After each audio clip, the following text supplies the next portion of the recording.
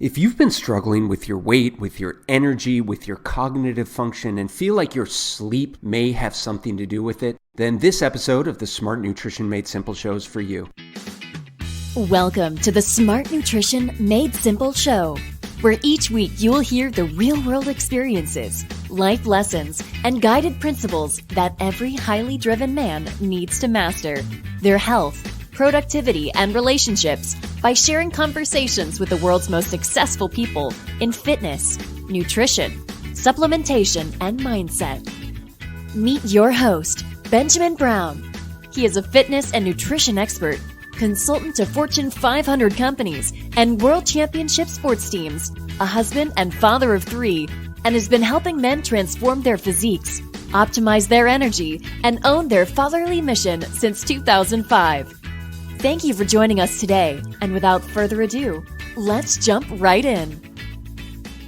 Hey, what's up, guys? Welcome to episode number 65 of the Smart Nutrition Made Simple show. Today on the show, we talk all things sleep with Dr. Cort Vreeland. Dr. Vreeland is a chiropractic functional neurologist with a private practice in Vermont. He's a nationally recognized speaker and author and also an expert in functional medicine. He's worked closely with Biotics Research Corporation to co-develop a line of supplements designed to target neurologic health. Additionally, Dr. Vreeland holds a Master's of Science in Human Nutrition from the University of Bridgeport. He also received advanced training in clinical biochemistry, nutritional biochemistry, clinical nutrition, rehabilitation of balance disorders, and specializes in learning disorders revolving around ADHD, to name a few. This dude is the man for brain health, and you're going to hear that in this episode when we talk again about the importance of sleep, specifically in understanding the sleep cycle, what happens when we don't get enough sleep, and then what strategies we can employ to improve our sleep hygiene, specifically around nutrition, exercise, lifestyle, and supplementation. If you are struggling with your sleep, if you want to learn how to optimize your sleep and you're wondering where to start, then this episode with Dr. Vreeland is for you. Hope you guys enjoy. Dr. Vreeland, thanks so much for coming on the Smart Nutrition Made Simple show. How you doing, buddy? Good. Thanks for having me.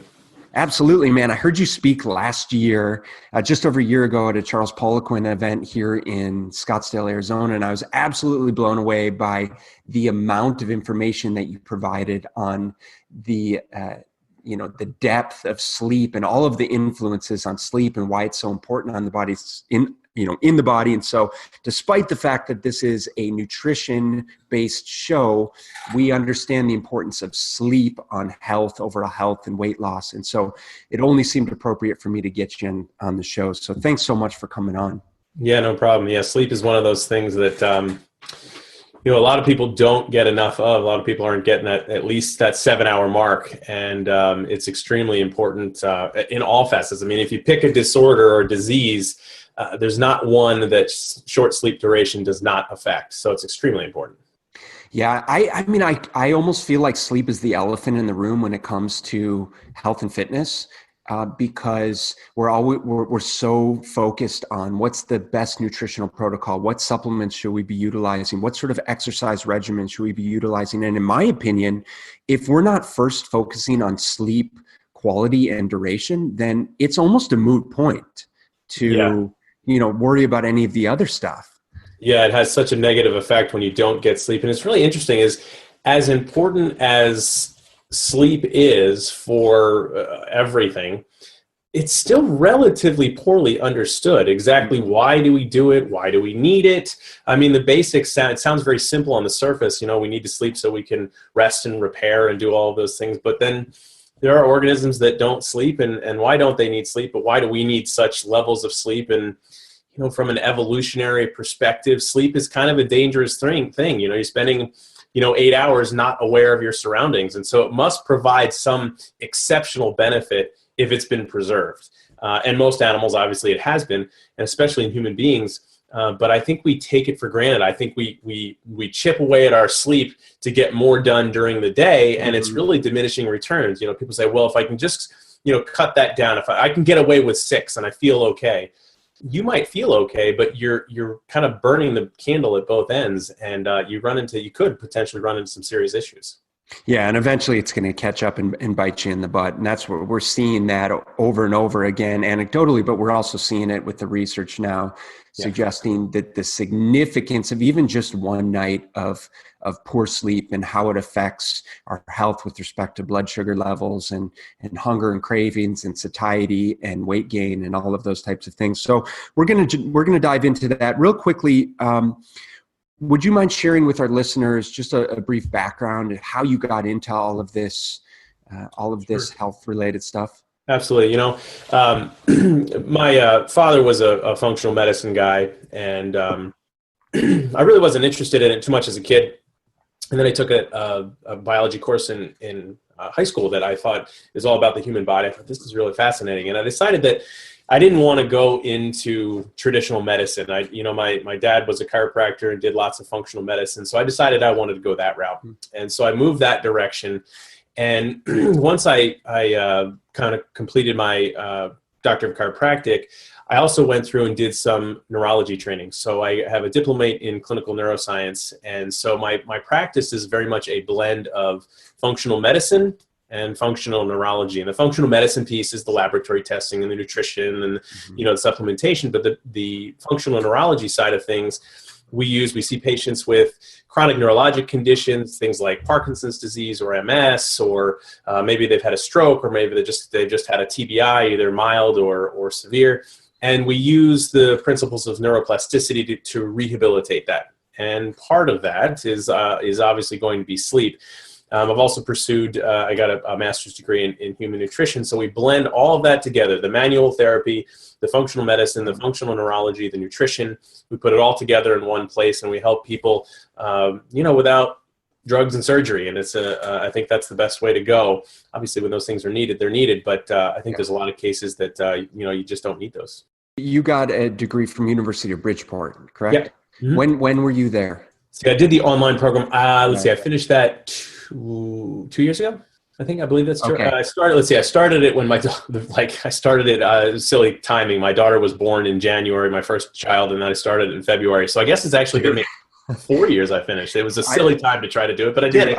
I did the exact same thing, and it was the worst idea. I mean, obviously, I'm glad I got it, but I got the online degree from University of Bridgeport in clinical nutrition as well, and I did it. It took me basically like 2010 until I think I finally finished in 2015, and there were 2 kids in between.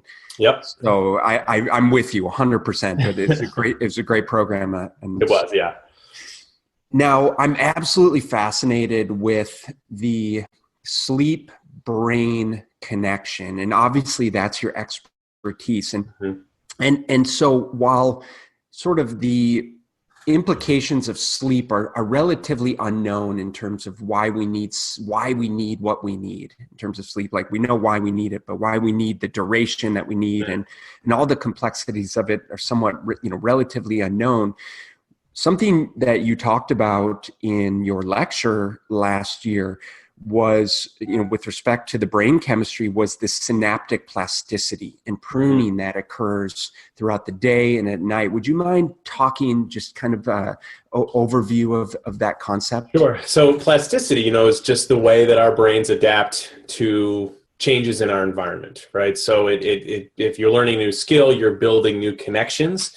And sometimes we build too many connections, and at night we have to have the ability to make those connections as efficient as possible. And so as we're going about our day and we're learning new things and we're creating new connections and the brain is trying to make itself as efficient as possible, we take some unnecessary steps during the day.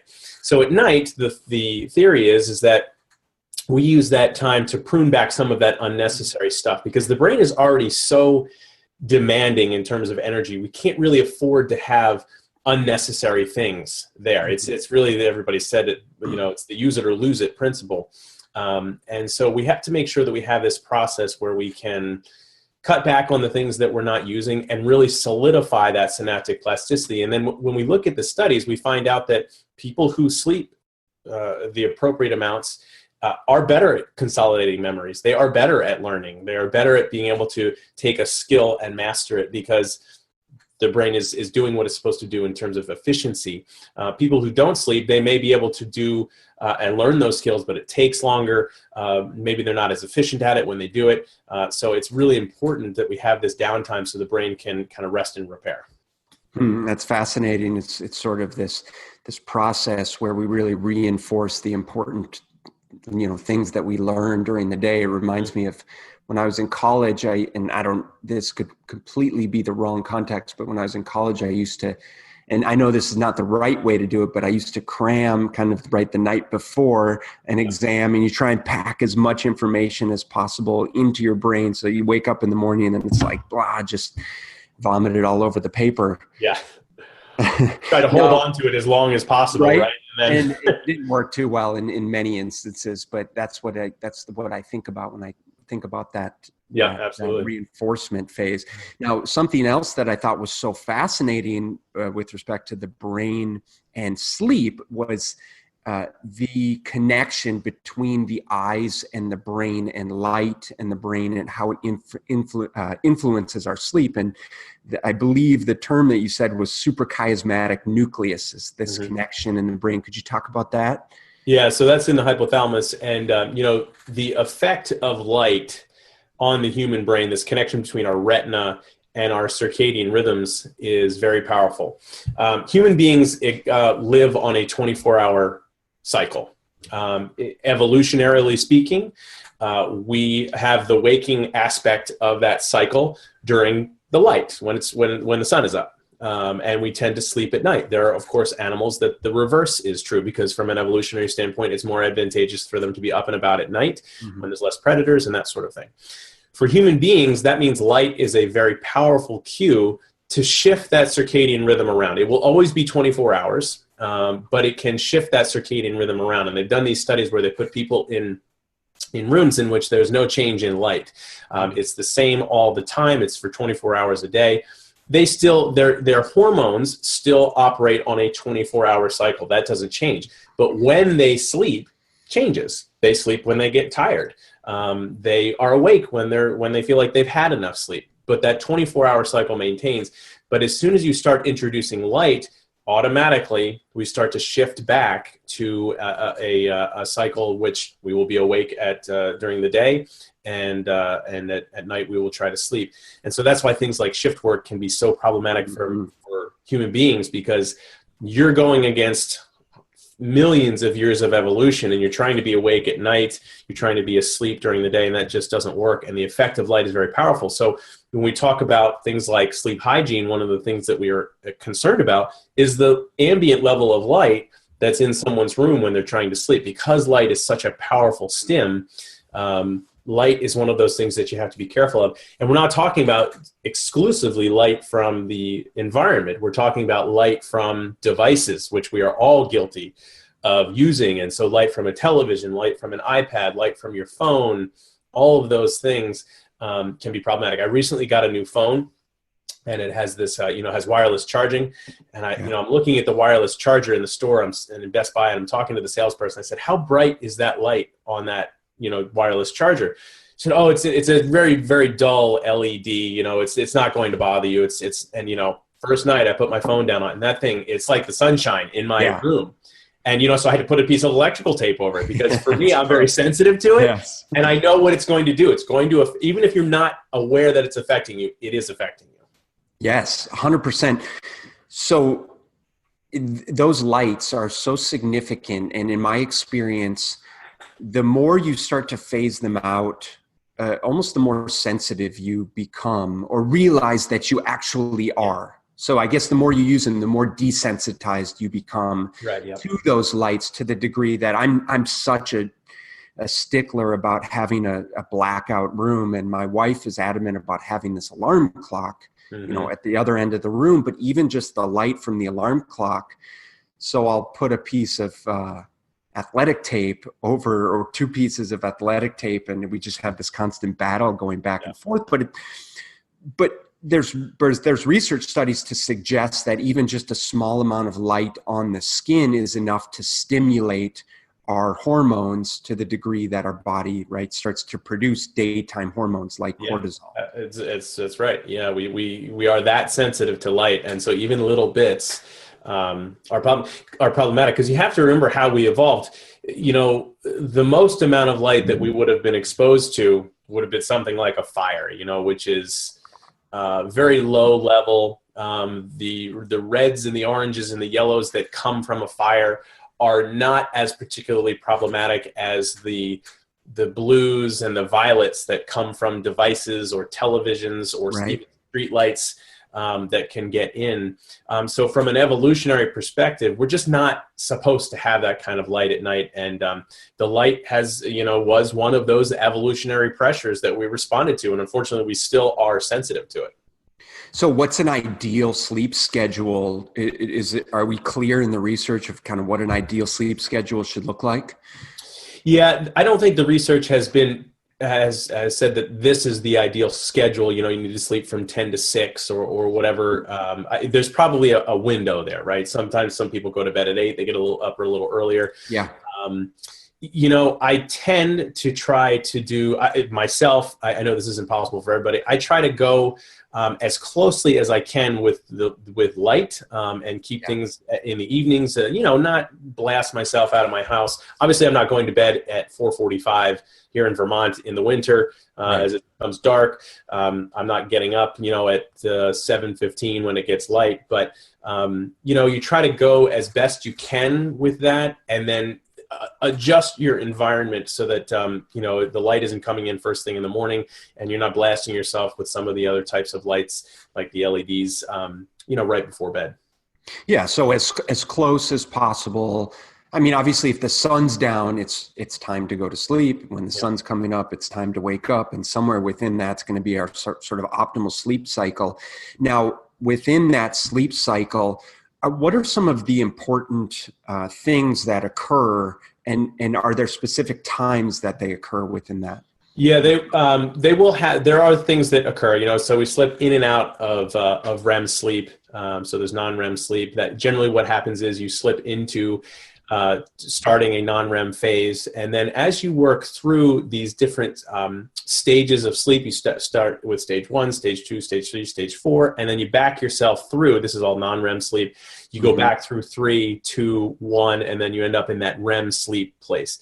And then throughout the night, you cycle through that back and forth, back and forth.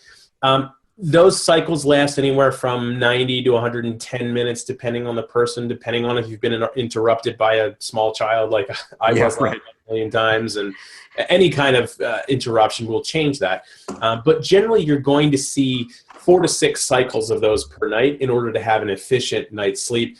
And the research on it's not clear on optimally when we should be sleeping, but we know we should be getting at least 7 hours. 7 hours or less is defined as short sleep duration. And so even for people that feel like, there's those people, of course, that say, I only need 4 or 5 hours of sleep and I can function great. Are they just, potentially outliers? I mean, or? Yeah, I mean, there could be outliers. There's always that one unicorn, right? But the vast majority of people are going to need enough sleep. And there's a difference. Some people might get away with it, but I think it's a very small percentage of people. I think the other percentage of people that do that, I think they've just gotten used to functioning on low sleep. And they may do other things during their day that we don't know about to keep themselves awake. They're drinking coffee all day long, or, they're using, some other type of stimulant to be awake. We don't really know that for them necessarily in every case, but it's one of those things that I think most people just get used to that rather than they actually do okay with it. Yeah, I agree. And they get so far down the rabbit hole of not getting enough sleep that when they maybe do start to get more sleep, sometimes they feel like, if I sleep more, I get more groggy. And it's sort of this game of where they're constantly playing catch up to the point where they're not allowing themselves to get enough. Yeah, sleep is an interesting thing. The research says that sleep deficit is something that has to be paid back hour for hour, which... That's what it says. I find that hard to believe because there are some people I think that would never, ever catch up. Ever. ever, you know? And I kind of think about it like, from a weight loss perspective too. It's just not as simple as, although the calories matter, it can't be calorie in, calorie out exclusively. Yes. Because some people would literally never catch up, and it's an interesting phenomenon. Well, I'm glad you brought up calories. So let's talk about the implications of poor sleep on health, on weight loss, on, people's nutrition decisions. What are we seeing in the literature? Yeah, an interesting connection is that, people who get short sleep duration are at greater risk for being overweight or obese. It's very simple. It's interesting because you would think that if we were talking about purely about energy expenditure, if you're not sleeping as much, you'd think that the energy expenditure would be greater because you're not resting as much. But that doesn't seem to add up. It creates a hormonal change, which is just not conducive to, a catabolic state. It's more conducive to just gaining and holding on to it. One of the factors is leptin. Leptin is its relationship to sleep is complex. Leptin, a hormone that was discovered only in 1994, so it's relatively new to the scene. Generally looked at as for controlling appetite and energy expenditure. There's a few other functions that we know it has now, but there's this interesting connection between obesity and leptin and what it does. But if you're overweight, you're more likely to experience something like obstructive sleep apnea. And if you get obstructive sleep apnea, you end up with short sleep duration. That actually, in the short term, decreases leptin, but increases ghrelin. And then what you end up with is increased energy intake because you're hungrier, which leads back to obesity. The issue is that that obstructive sleep apnea also creates hypoxia. It creates changes in metabolism, and that creates increased leptin.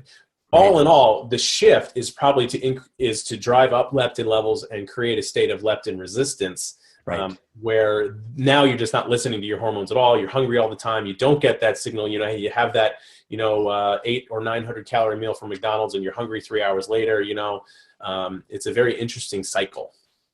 What I hear you saying, and what I think is most important to pull out of this is the reality that despite our best intentions, if we're not sleeping, then it leads to this vicious cascade of cravings, hunger, right? We crave more carbohydrate, we crave more salty, processed, more seemingly satiating foods, more refined foods that are going to be dense sources of energy because that's what our body's telling us. But at the same time, we're becoming more resistant to utilizing those sugars effectively. And obviously it's leading us down this roller coaster of disease. Absolutely. You become leptin resistant, you become insulin resistant, and all of the things. Then you're into metabolic syndrome, and then eventually into diabetes. And all the while, this inflammatory pool is cooking, and you don't know it's happening because it's not something that produces overt symptoms, but it's measurable. And then we're into the chronic disease cascade. We're into increased risk for heart disease, increased risk for cancer, increased risk for Alzheimer's disease, increased risk for diabetes, and all these things go up. And it's a vicious cycle because your body starts putting in the high calorie, nutrient light food, and you can't get out of that cycle until maybe it's too late. Hey brother, are you struggling to find the energy to function at your best as a businessman, father, and husband? I want you to know you're not alone. And sadly, the conventional wisdom these days around healthy eating and exercise that has saturated the mainstream is flat out wrong. If you want to find the solution to optimizing your energy and body composition without restrictive dieting, soul-crushing workouts, or adding more to your already stressful and overflowing schedule so that you can finally function like the man you know you can be, then we need to chat. Are you ready to move from exhausted to energized by working smarter, not harder? Go ahead and schedule your free strategy call at www.bslnutrition.com/level up. I'm looking forward to our conversation and enjoy the rest of the show. And so if we wind that back and say, let's forget about nutrition and exercise for a second and say, let's focus on fixing sleep. And obviously the two go hand in hand, but let's focus on fixing sleep by simply improving your sleep hygiene, which is the word you said earlier. That alone could help then with, building the foundation of the nutrition decisions that you make, the cognitive function that you have throughout the day, potentially improving motivation and willpower, and thereby leading to better decisions consistently, so that you can start to wind that back. Yeah, and sleep hygiene is one of those things. That's the place you start, right? I mean, it's the basics. You want to do all the things that you can to make your environment as inviting and as optimal as possible for sleep. And then if you need other things in terms of nutritional interventions to change neurochemistry, you can get to those things. But the sleep hygiene is really important. And, we've touched on some of it. You want to keep a very dark room. You want it to be very as quiet as it can be. Sometimes white noise can help as well. You want a very cool room. Warm rooms are hard to sleep in. You want to be as hydrated as you can be. You want to avoid alcohol. Alcohol will put you to sleep very quickly, but there's a rebound, which it will wake you up and keep you awake. And is that a blood sugar response? Actually, there's nobody's really exactly sure what happens. The thought is that alcohol facilitates GABA, which we know that it does. It drives inhibitory action in the brain. And because you're driving inhibitory action, when the alcohol starts to wear off, the brain says, okay, we've created all of this inhibitory action. We've got to stimulate. We've got to got to balance that out with some production of excitatory neurotransmitters, particularly glutamate. And so your brain kind of comes awake.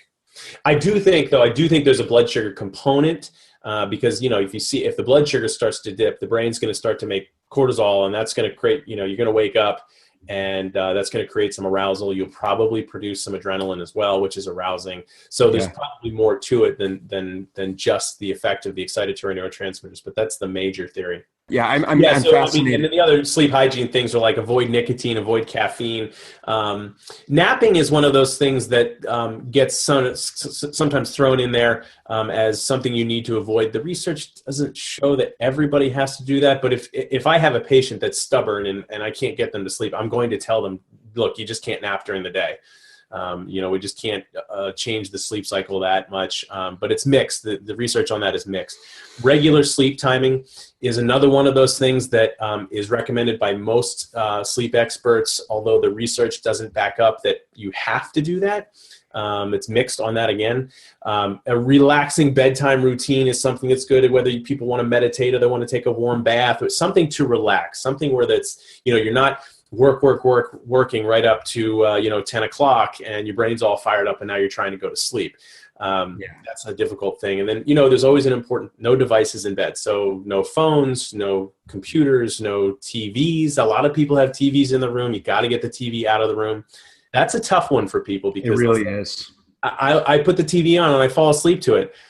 That might be the case. You might fall asleep to it, but all of that stimulation is not helpful later in the night. It's like saying, well, I drink I have 3 glasses of wine and it puts me to sleep. Right. Yeah, it does, but it wakes you up later, and that's the problem. And then lastly, exercise is a big one. Let's talk about exercise. I have a couple questions I want to come back to regarding a couple components of nutrition, but let's talk exercise and then let's talk a quick supplementation. So tell me what we're seeing with exercise as it relates to sleep hygiene. So exercise does improve sleep. It has been shown to be very effective. Exercise is one of those things that works for everything. So everybody should just getting out and moving. That's the bottom line. Research has not necessarily said that if you were going to, say you want to go to bed at 10 o'clock, maybe you don't start your exercise routine at 8. I mean, when you do the controlled studies, people seem to be okay. In my practice, if somebody's going to exercise, I want it to be sometime during the day. Mm-hmm. And exercise just affects so many factors. I mean, it has such a stabilizing effect on neurotransmission. It reduces inflammation, which is one of those things that can interrupt sleep. It's great at regulating a lot of the hormones that can be involved with sleep in terms of cortisol, in terms of adrenaline, in terms of norepinephrine and dopamine. So the effect of exercise is wide-reaching. And it's one of those things that I think it's maybe the greatest tool that everybody has at their discretion to be able to use. And I'd say it's the tool that the least number of people actually implement and use regularly. And is there a specific type of exercise, or is it fair to say, look, man, just get out and move. Just get out and move. Get that 10,000 steps a day, or 8,000 to start with, or 5,000, and just move. Yeah, I'm unaware of any research that says this type of exercise is better than this. And I think that's the case for most conditions when you study them. It seems like moving is best. I mean, if I had to pick what is best for overall health long term, I'd say probably a mix of strength training and cardiovascular work. But if we're talking specifically about one condition, people getting out and moving is that's just important. They got to get out and move. Yeah, you don't ever have someone say, "Oh, I just went for a walk and I feel like crap now." Right. And I feel worse because I just went and moved. It doesn't happen. No. That's great. And let's jump real quick back into, because you were talking about, I don't want to go too far down the rabbit hole here, but you're talking about excitatory neurotransmitters. And so and I guess just based on your experience with neurology, I'm curious about diet sodas. And speaking of excitatory neurotransmitters and potentially the aspartame, what have you seen clinically with relationship to those? Yeah, it creates, aspartame creates an excitatory state in the brain. It is broken down into some components that not only is aspartame itself problematic, but when it's broken down, it provides ample fuel source, aspartate, that you can use to make an excitatory neurotransmitter called glutamate. So it has this excitation to it. And the problem with diet sodas is that you have ample amounts of aspartate available to make this excitatory neurotransmitter. A lot of times people are also consuming too much sugar. So they've taken the diet soda, and replaced the regular soda, and that's a good step, but sometimes their diet is still heavy in sugar. And the combination of those two things is an absolute disaster for being able to manage the excitatory potential in your brain. It just triggers excitotoxicity, where we're kind of trying to walk this fine line of having enough stimulation in our brain, but not too much. And if you have a high sugar diet, high artificial sweetener diet, you're going to produce excitotoxicity. And that's a process where the brain's overexcited, and it's so overexcited that over time we start to kill neurons. We start to create an inflammatory cascade that we don't want, that gets out of control. We trigger what's called glial cell activation, and that glial cell activation is problematic, and on down the line. So you start to see issues sleeping, and then later on in life, we see this connection between high sugar diets and dementia, cognitive decline. And so that's the scary part. So it's like I'm going to have my burger and fries, but I'm going to get a Diet Coke to go with it, right? Yep, exactly. Very cool. So talk to me about some supplementation strategies that you find to be effective for improving. And there's a lot of different classifications of sleep disturbances, right? I mean, in my experience, we have, patients that and clients that have a hard time going to sleep. They have a hard time staying asleep. They have a hard time waking up. They get up multiple times to urinate. They find themselves sleepy despite adequate sleep duration. They find themselves sleepy throughout the day. How do you address some of these, and what are some of your go-to supplement protocols? So the main thing that we look at in the brain, and historically the way it's been looked at, is that let me take a step back. Sleep is an active process, right? Our brains just don't crash at night and go to sleep simply because they're tired. Sleep is which that was the theory, say 60 or 70 years ago. The brain just gets tired, so it just needs to rest. No, sleep is an active process. So the thought is that if we can help that active process along, we should be able to get people to sleep better. And that would be, so how can we facilitate inhibition so that the brain can slow down? Historically, what they've used are drugs that affect the neurotransmitter GABA. and GABA is, a neurotransmitter that is inhibitory. So from a nutritional supplement standpoint, there's something that is very effective. It's called phenibut, and it is essentially a GABA analog that crosses the blood-brain barrier, and it is very effective in relatively low doses for sleep. And that is something that people have used quite effectively. People have used precursors of serotonin, because serotonin was initially thought to be part of the sleep process, and then some research showed that it was not necessarily directly related, and then later research kind of circled back to the first research. What it appears to be now that how serotonin works is that serotonin levels peak during the day while we're awake, so not at night.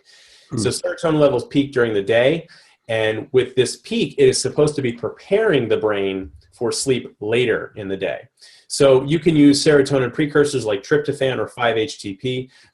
Knowing that research, I have shifted to where I use those. I use those generally during the day, not right before bed. And I found that that's a little bit better of an adjunct. If people have things like restless leg syndrome that's keeping them awake, they feel like a need to move their legs. One of the things that can be helpful is small doses of L-DOPA from the herb Mucuna pruriens. Yeah. Too much is an issue because that dopamine can keep you awake. But short term, that can work in the small amounts, that can work well. Also, iron. If someone is low in iron and or ferritin, that is a place that can really help with restless leg syndrome. So that's something that should be tested, because supplementing with iron or ferritin isn't a great idea if you don't really need it. Right. It's just something that can be problematic. And then lastly, people ask me all the time about melatonin. Yes. Melatonin is not really great at getting people to sleep. It's not even really that great at keeping people asleep, at least from a study perspective. I have patients that swear by it. They love it. They take it. They really believe that it helps them quite a bit. So I don't take them, if it's really something they need, I say, keep doing it if that's something you want to keep doing. Where melatonin really shines is being able to shift the circadian rhythm. So if you say, geez, my time to sleep seems to be 12 to 8, but I really need it to be 10 to 6. Some melatonin can help shift that clock for you. If you're somebody that needs to shift back and forth from night shift to day shift, melatonin has been shown to be very effective there. Melatonin has also been shown to be very effective for jet lag. So those are the kinds of things where it works. I haven't seen it work very well as a direct sleep aid. Yeah, that's good stuff with the melatonin. I've observed the same stuff and found it to be very beneficial for, shift workers, for people that have been traveling and, you go multiple time zones and you want to get yourself back into the natural, your natural sleep cycle can be very beneficial there. Yeah. Regarding the GABA, there's a lot of supplements on the market that are GABA supplements, but those aren't very effective because they don't cross the blood-brain barrier. Yeah, so if you go to a health food store and you find a GABA product, it will say GABA, gamma-aminobutyric acid. It'll say it on the label, and it is in fact GABA. It doesn't cross the blood-brain barrier in any kind of appreciable amount. So you have to take so much in order for it to work. It would really be dose prohibitive. You need to take, like 40 capsules at a time. And obviously nobody's going to be doing that. And if it does have an effect, then, this is kind of off on a tangent a little bit, but then you kind of have this leaky blood-brain barrier, which we don't have time to talk about, but yes. That's not a great scenario either. So it really doesn't work. There are some things, when I started doing research into this a number of years ago, I was pretty sure that I wouldn't see much evidence that valerian hops or passion flower were that effective. Because I wasn't sure that those would be able to have an effect centrally because of the blood-brain barrier, but they do seem to work. And the theory is that they work on the GABA system and they enhance that. So it's an interesting, I use those as adjuncts, as an adjunct to a lot of other therapies. So that's another way, but the preformed GABA is not going to work. You need something like phenibut. Right. So phenibut and some of those herbs, the valerian, the hops, the passion flower. Now, would you get enough a dose from using a tea, some sort of organic herbal tea or something like that? Is that enough, or would you find supplementation necessary? Probably have to supplement. Everybody's going to be different, and Yeah. depending on what other therapeutic options you've implemented. Say you've really turned everything around in terms of the sleep hygiene. It was all terrible, and now it's great, and you have a little cup of valerian tea. That might be enough for you, but in general, I think you're going to have to supplement with it. Cool. That's great, man. Last question revolves around, I guess, just nutritional intervention and improving sleep and nutritional timing and improving sleep. What have you experienced there? Yeah, I think from a dietary standpoint, if we can get the processed stuff out of someone's diet, the stuff that we know really alters hormones, the stuff that we know really alters neurotransmission, that's what we need to do. And so people have such processed diets, and it's not a calorie thing. It's not, calories matter to a degree, but it's really not about that piece of it. It's the quality of what we're getting and the effect that it's going to have.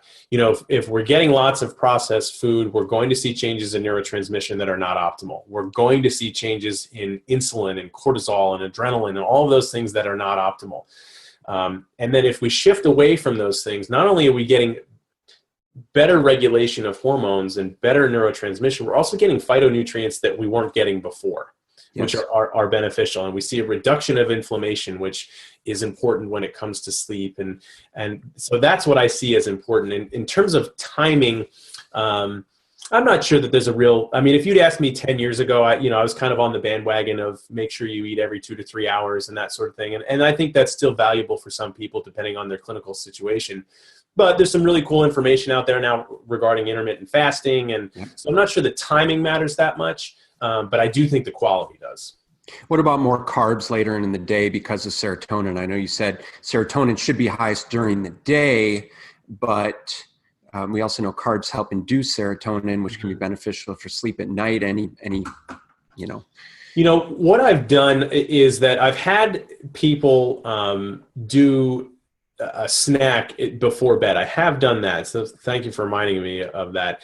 I'll do I want a blend though of kind of a carb with a fat. So there's some slow metered blood sugar in there. And really what I'm using that for is not necessarily the serotonin piece, but usually some cortisol change that, blood sugar, cortisol. See that blood sugar dropping down, the cortisol fires up, so then they're awake. So that's a piece that I guess from a timing perspective, I've had some people where I believe the cortisol is the issue, have a snack right before bed. Yeah, I'm really, sleep is so fascinating, such a crazy topic because and man, it goes along with everything else that we talk about in this field is people are so, biochemically individual because, right, there's so many people that respond well when they do 2 or 3 hours without eating anything before bed and will, swear that that's the best thing to do. Then there's people we know that have blood sugar issues that benefit from having a small snack before bed, or even people that wake up with blood sugar, issues and having a snack. And so it's really an extremely complex and individualized process, but all of this information that you're sharing is incredibly helpful, and I'm so appreciative. Dr. Vreeland, where can people find out more about you and your practice? Yeah, you can go. I have my website at www.vreelandclinic.com, and then on Facebook, it's the Vreeland Clinic. That's probably the best 2 places to find us, and perfect. We're there. We're posting a lot. So, is there 1 or 2 resources that you would recommend that people check out if they're interested in finding out more about the importance of sleep? I don't have, I think the best place that, if you can get great functional training just in general, I think the Institute for Functional Medicine is great. I think those places are good places to go because it's a comprehensive look, and sleep is one of those things that, we just need a whole body approach because that's really what's going to work. And then what about, so obviously for clinicians, the Institute for Functional Medicine, but any resource for the lay population? What is a good sleep source for the lay population? Off the top of my head, I can't think of one. I mean, there's the National Sleep Foundation has some basic stuff on there. It's mostly about sleep hygiene and that sort of thing. Cool. But other than that, I can't think of a real great lay source. I mean, because I think it's usually just it's general, and I mean, I guess sometimes that's helpful, but sometimes we just need more than just the general. Well, this podcast has been a great start. There you go. Thanks for going right to this podcast. Awesome, buddy. Well, I have all your contact information in the show notes below. So make sure you guys head over, check out Dr. Vreeland's website and all the cool things that he's up to. He's obviously a brilliant mind in the field. And so, Doc, thank you so much for your time and energy and passion. I'm so appreciative to have had the opportunity to speak to you and share your wisdom with my audience. And we'll have to do it again soon. Absolutely. Thank you very much for having me. All right, buddy. Take care. Did you love this episode of the Smart Nutrition Made Simple show? Then head on over to iTunes, subscribe, and leave a positive rating and review. And more importantly, share this with other men that you know are dedicated to leveling up in every area of their life by learning how to live healthier, more energetic, and productive lives so that they can optimize their health for their family and future. Thank you for listening, and if you want to find out more about how you can work directly with Ben, then just head on over to www.bslnutrition.com/level up.